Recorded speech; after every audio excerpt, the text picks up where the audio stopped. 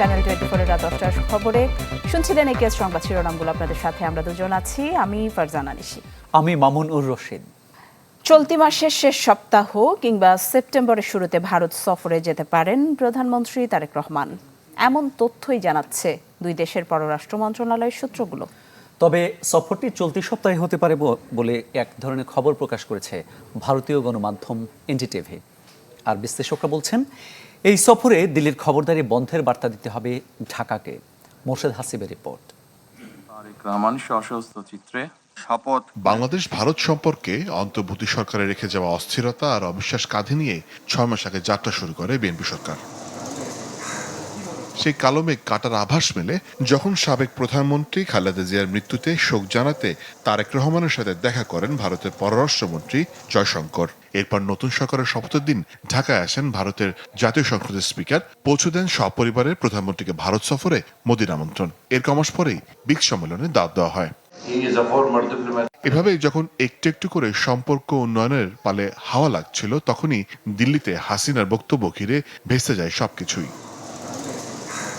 এরপরেই প্রথমবারের মতো তারেক রহমানের সাথে বৈঠক করেন ভারতীয় হাইকমিশনার দীনেশ ত্রিবেদী। সেদিনই ঢাকার বার্তা পৌঁছে দেন দিল্লিতে। তবুও দ্বিপাক্ষিক সফর নিয়ে রয়ে যায় সংশয়। এরই মাঝে দুই দেশের সূত্রই জানাচ্ছে, চলতি মাসের শেষে কিংবা সেপ্টেম্বরের শুরুতে দিল্লি সফর করতে পারেন তারেক রহমান, এমন খবর প্রকাশ করেছে ভারতীয় গণমাধ্যম এনডিটিভিও। আওয়ামী লীগের সময় তাদের অর্থনৈতিক এবং বাণিজ্যিক ইন্টারেস্টের বাইরে একটা পলিটিক্যাল অথরিটি ছিল। ভারত বাংলাদেশকে রাজনৈতিকভাবে নিয়ন্ত্রণ করত। এখন ভারত কি সে অবস্থান থেকে সরে এসছে, নাকি ভারতের অবস্থান ওটাই হবে যে আমি ভাই অর্থনীতি বাণিজ্য যাই হোক না কেন, আমি বাংলাদেশের উপর রাজনৈতিক কর্তৃত্ব চাই, এটা আমার লাগবে, বাংলাদেশে কে ক্ষমতায় আসবে কে যাবে এটা আমি নিয়ন্ত্রণ করব, তাহলে পরে তো সম্পর্ক আগাবে না। এই বিশ্লেষকের মতে দ্বিপাক্ষিক সৌহার্দ্য বজায় রাখতে বাংলাদেশের সার্বভৌমত্ব ও নিরাপত্তা ইস্যুতে শ্রদ্ধাশীল হতে হবে ভারতকে। বাংলাদেশের ভেতরে রাজনৈতিক অস্থিরতা তৈরি করতে পারে এই ধরনের কোনো ইস্যুতে ভারতের যাতে অংশগ্রহণ না থাকে, এবং এটা অত্যন্ত জরুরি, কারণ বাংলাদেশের ডেমোক্রেসি প্রপারলি ফাংশন করতে হলে মিউচুয়াল রেসপেক্ট টু সভারেন্টির কোনো বিকল্প নেই। চলতি বছর জুন জুলাইতেই তারেক রহমানের সফরের প্রত্যাশা ছিল দিল্লি। এমন একটা দৃষ্টিভঙ্গি থেকে তো। মোর্শেদ হাসিব, চ্যানেল 24, ঢাকা। বাংলাদেশের প্রধানমন্ত্রী তারেক রহমানকে দ্বিপক্ষীয় সফর ও ব্রিক্স সম্মেলনের জন্য আমন্ত্রণ জানানো হয়েছে। দিল্লিতে সংবাদ সম্মেলনে এই কথা পুনর্ব্যক্ত করলেন ভারতের পররাষ্ট্র মন্ত্রণালয়ের মুখপাত্র রণধীর জয়সওয়াল। জানান, বাংলাদেশকে অতিরিক্ত ডিজেল সরবরাহের অনুরোধ বিবেচনা করছে Bharat. We have extended invitation to the Prime Minister of Bangladesh for a bilateral visit. We've also extended an invitation to the Prime Minister of Bangladesh for a visit to India for the outreach session of the BRICS summit. So these invitations have been extended, and I shall keep you updated if there is any progress in this regard. As you know that we have an ongoing arrangement with Bangladesh for supply of diesel. This continues. Insofar as the additional request that you mentioned is concerned, this will be examined keeping in mind our own requirement, our refining capacity, as also the availability of diesel here in our country. Sheikh হাসিনাকে ফিরিয়ে এনে সাজা দেওয়ার আগে তারেক রহমানের ভারত সফর জনগণ মেনে নেবে না। রাজধানীর যাত্রাবাড়িতে এনসিপির গণসমাবেশে কথা বলেন দলটির আহ্বায়ক নাহিদ ইসলাম। এ সময় এনসিপি নেতারা অভিযোগ করেন, সরকারের পরিকল্পনাহীনতা ও দুর্নীতির কারণেই দেশ জুড়ে তীব্র জ্বালানি ও বিদ্যুৎ সংকট। গণভোটের রায় বাস্তবায়ন, তেল, গ্যাস, বিদ্যুৎ সহ নিত্যপণ্যের মূল্যবৃদ্ধি ও বিরোধী দলের উপর দমনপীড়ন বন্ধের দাবিতে এনসিপির গণসমাবেশ।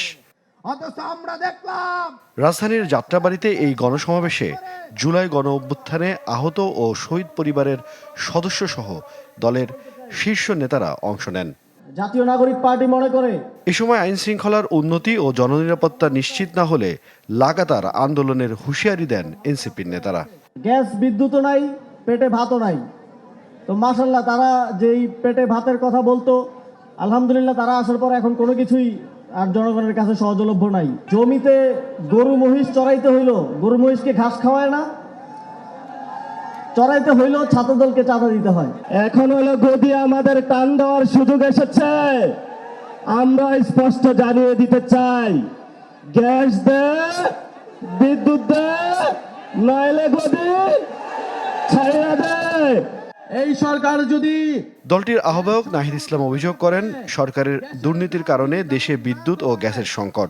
এ সময় উঠে আসে প্রধানমন্ত্রীর ভারত সফর প্রসঙ্গ। বলেন, তারেক রহমানের ভারত সফর দেশের মানুষ মেনে নেবে না।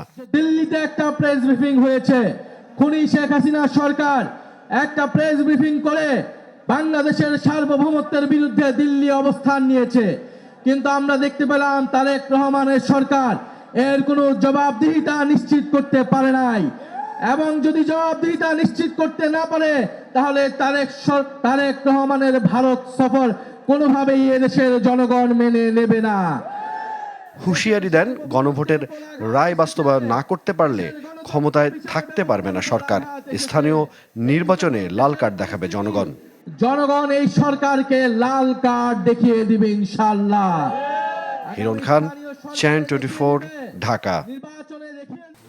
রাজধানীতে তীব্র হচ্ছে গ্যাস সংকট। ছুটির দিনেও সিএনজি স্টেশনগুলোতে গাড়ির চাপ কম থাকায় চাহিদা মতো গ্যাস দিতে পারছে না ফিলিং স্টেশনগুলো। জমা খরচ উঠাতেই হিমশিম খেতে হচ্ছে সিএনজি অটোরিকশা চালকদের। রাত্রে 2টা-3টা থেকে সিরিয়াল ধরে দিনের 10টা-11টাও বাজা যায়। তা আধা বেলার গাড়ি যদি দিনের 10টা বাজা যায়, তাহলে জমাটা উঠাইব করতে আর গ্যাসটা লইব কিভাবে? তাকে তো আমাকে পেট আছে, তা আমরা মালিকের জমা দেবো না আমরা পেট চালামো না গ্যাসটা নেব? তীব্র গরমে ফিলিং স্টেশনের সিরিয়ালে দাঁড়িয়ে ভোগান্তির কথা জানাচ্ছিলেন সোহেল মিয়া। 21 টাকার গ্যাস গেছে, তো 21 টাকার গ্যাস নিয়ে আমি কোথায় যাব? আবার আরেক পাম্পে ধরে তুইব, তাহলে মনে করেন দিনটাই পার। জুরাইনের বাসিন্দা হলেও তিনি গ্যাস নিতে এসেছেন মহাখালী। কয়েক ঘন্টা অপেক্ষার পর যতটুকু গ্যাস পেয়েছে তা দিয়ে গাড়ির জমা খরচ ওঠানোই কঠিন তার। সোহেল মিয়ার মতো এই ভোগান্তিতে অন্য সিএনজি চালিত গাড়ির চালকরাও। শুক্রবারের দিন যে আমরা একটু চাচ্ছি যে একটু তাড়াতাড়ি গ্যাস নেব, যে নামাজ কালাম পড়বো, এটাও আমাদের ভাগ্যে মনে করা যায় না। একটা মানুষ এট এ টাইম 10 ঘন্টা 12 ঘন্টা কিভাবে রাস্তায় থাকে? গ্যাস আনতে গেলে মনে করেন যে 500-1000 টাকার তেল ফুরায় যায়। সংকট তীব্র হয় সাপ্তাহিক ছুটির দিনেও ফিলিং স্টেশনে ভিড় বাড়ছে। তবে চাপ কম থাকায় চাহিদা মতো গ্যাস দিতে পারছে না ফিলিং স্টেশনগুলো। আগে পেশা থাকতো 200-220, আমাদের মেশিন চলতো 7, 10, 15, 16 বারে। এখন আমাদের মেশিনই চলে 2 বারে চলে, তো আমাদের গ্যাস তো অলরেডি ওরকম কম থাকে, চাপও কম থাকে। চাপ কম তাহলে তো মেশিনে চাপ পেয়ে সিলিন্ডারে ঢুকাতে পারে না, ওই 200-250 ঢুকলেই অটো অফ হয়ে যাবে। আহমেদ সোহাগ, চ্যানেল 24, ঢাকা। গ্যাস সরবরাহ স্বাভাবিক করতে সামিট এলএনজি টার্মিনাল থেকে গ্যাস সরবরাহ শুরু হয়েছে। শুক্রবার সন্ধ্যা 6টা 10 প্রায় 110 মিলিয়ন ঘনফুট গ্যাস জাতীয় গ্রিডে সরবরাহ শুরু করে টার্মিনালটি। এক বিজ্ঞপ্তিতে সামিট জানায়, ধীরে ধীরে সরবরাহ বাড়িয়ে শনিবার রাত 2টার দিকে পূর্ণ সক্ষমতায় 550 মিলিয়ন ঘনফুট গ্যাস সরবরাহের আশা করা হচ্ছে। প্রতিষ্ঠানটি বলছে, এতে শিল্প ও বিদ্যুৎ উৎপাদন সহ বিভিন্ন খাতে গ্যাসের প্রাপ্যতা বাড়বে। একই সঙ্গে অর্থনৈতিক কর্মকাণ্ড সচল রাখা ও জ্বালানি ব্যবস্থার উপর চাপ কমাতে সহায়তা করবে এই সরবরাহ। জ্বালানি নিরাপত্তা নিশ্চিত ও গ্যাসের ঘাটতি কমাতে পেট্রোবাংলা ও সরকারের সঙ্গে কাজ অব্যাহত রাখার কথাও জানিয়েছে সামিট।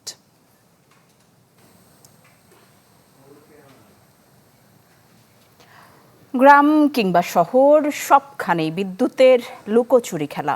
থমকে গেছে কাজের গতি। অভিযোগ, দিনরাত মিলিয়ে অর্ধেকটা সময়ই থাকছে না বিদ্যুৎ। যদিও কর্তৃপক্ষের দাবি, সমস্যা সমাধানের চেষ্টার কমতি নেই। তানিম রহমানের রিপোর্টে বিস্তারিত।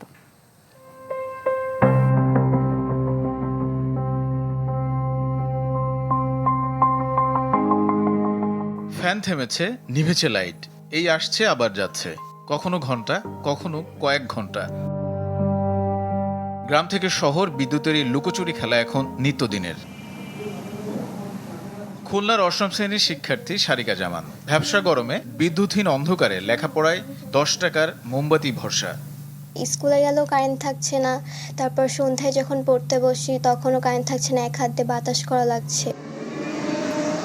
বরিশালের কাগাসোরা বাজারের ওয়েল্ডিং ব্যবসায়ী কামাল, বিদ্যুৎ বিভ্রাটে থেমেছে কাজের গতি, 3 দিনের কাজ শেষ হয় না 10 দিনেও।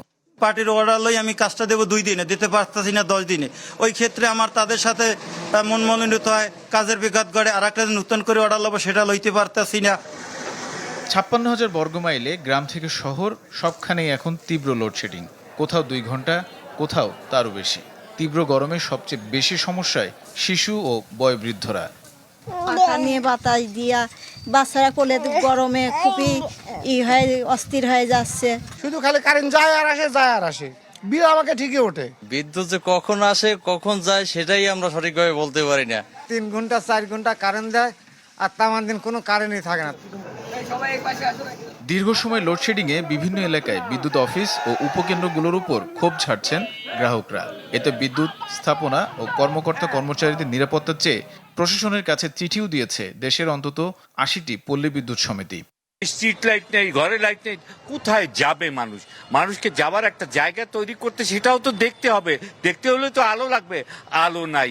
এখন আমাদের ভরসা চাঁদের আলো। আধা ঘন্টা কারেন্ট পাচ্ছি এবং পরপরই 1 ঘন্টা লোডশেডিং, এবং এই অবস্থায় আমাদের এই ধরনের প্রতিষ্ঠান চালানো খুবই বিব্রতকর। বাস্তব কথা, আমাদের জাতীয় গ্রিড থেকে যে বিদ্যুৎটা আমরা কম পাওয়ার কারণে এরকম লোড শেয়ারিং করে, অর্থাৎ মানে ইয়েভাবে লোড ম্যানেজমেন্ট বলে আমরা। পূর্বেও আমাদের যে কোনো উদ্ভূত পরিস্থিতি সৃষ্টি হলে আমরা আমাদের কেপিএ স্থাপনাগুলোর নিরাপত্তার জন্য প্রশাসনের সহায়তা চেয়ে থাকি।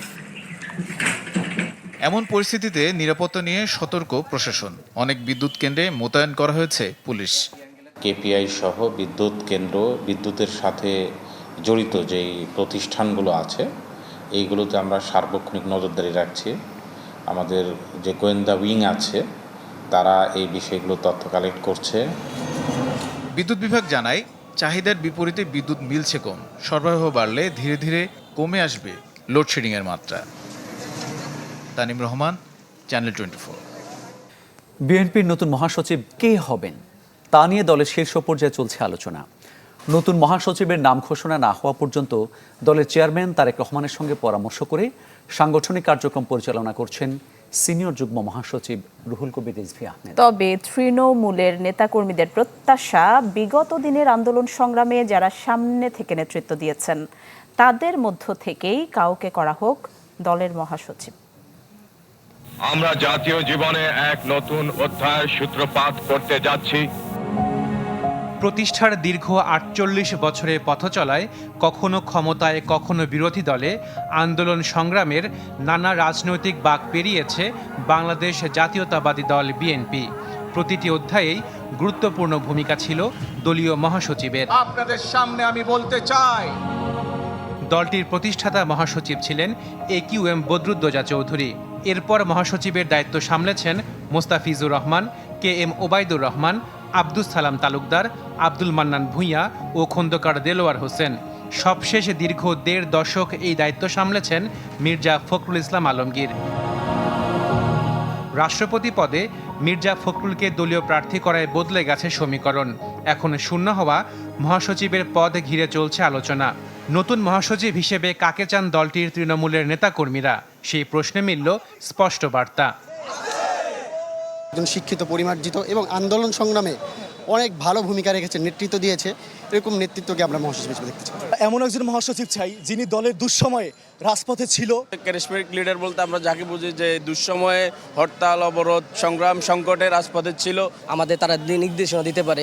এভাবে আমরা এমন একটা অভিভাবক হিসাবে মহাসচিব চাই।